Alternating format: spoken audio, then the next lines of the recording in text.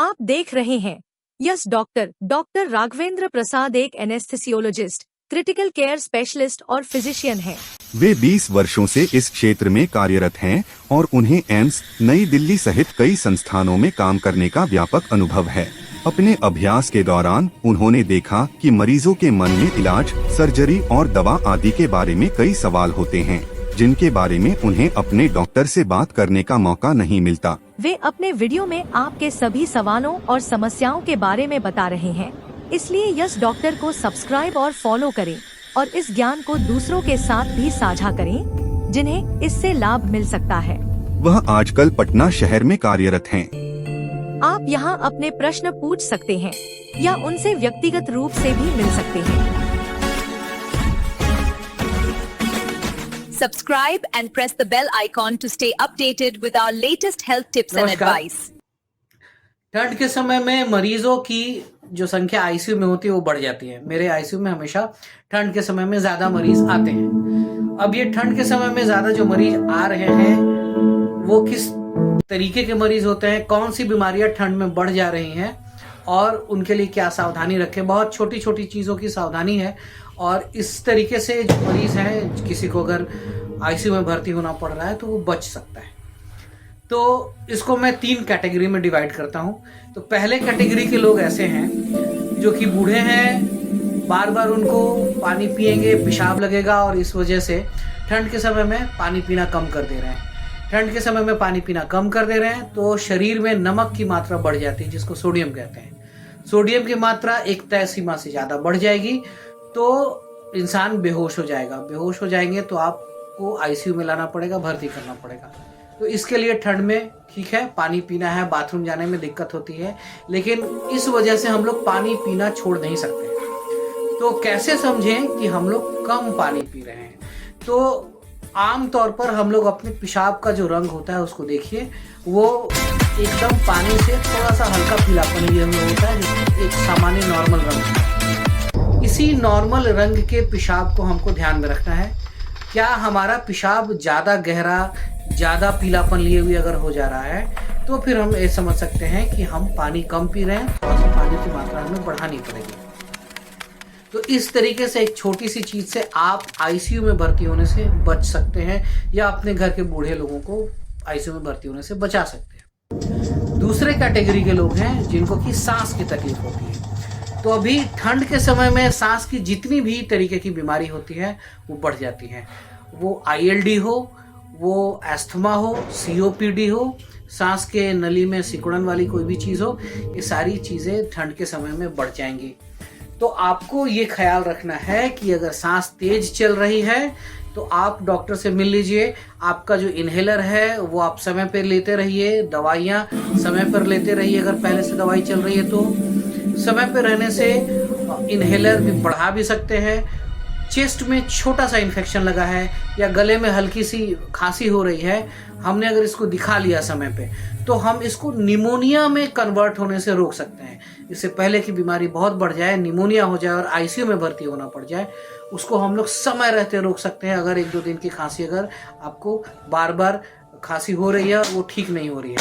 अगर आपको पहले किसी मरीज को निमोनिया हो चुका है या अस्पताल में भर्ती रहना पड़ रहा है तो उसको ज़्यादा सावधानी लेनी पड़ेगी। डॉक्टर से दिखाइए। तुरंत एंटीबायोटिक, टैबलेट एंटीबायोटिक से ही संभव है ये ठीक हो जाए और आपको आईसीयू तक नहीं आना चाहिए। सावधानी में एक बात ये रखनी है कि ठंड के समय में जो हवा होती है वो ड्राई हो जाती है, सूखी हो जाती है।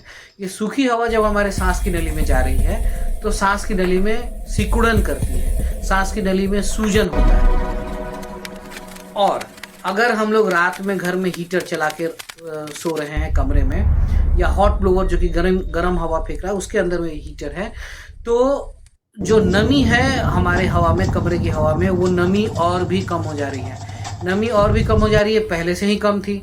वो सारी हवा जब हम लोग सांस ले रहे हैं तो आप सुबह उठ के देखिएगा कि आपको खांसी हो रही है, खराश हो रहा है, गला सूखा हुआ महसूस कर रहा है। ये सारी चीज़ें इस बात के लिए इशारा कर रही होती हैं कि हवा में आपके नमी कम है और आपको निमोनिया या एस्थमा, आईएलडी, इन सब चीज़ों का अटैक होने की संभावना बढ़ रही है। तो कमरे में एक बाल्टी में थोड़ा सा पानी रख दीजिए। अगर कमरे की हवा में नमी कम होगी तो बाल्टी के पानी जो है वो खुद ही भाप बन के कमरे में जो नमी है उसको बनाए रखेगा। और थोड़ी सी भी दिक्कत हो तुरंत आप अपने डॉक्टर से कंसल्ट कर लीजिए, क्योंकि थोड़ी सी सावधानी में, थोड़ी सी दवाओं में हो सकता है कि आपकी बीमारी इतनी ना बढ़े कि आपको आईसीयू में भर्ती होना पड़ जाए। ये हो गया आपका दूसरा कैटेगरी की आपकी समस्या।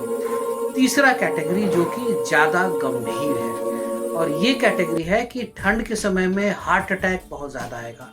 ठंड के समय में ब्रेन हेमरेज, ब्रेन में स्ट्रोक हो जाना, पैरालिसिस हो जाना, ये बहुत ज़्यादा बढ़ता है। अभी ये क्यों बढ़ता है?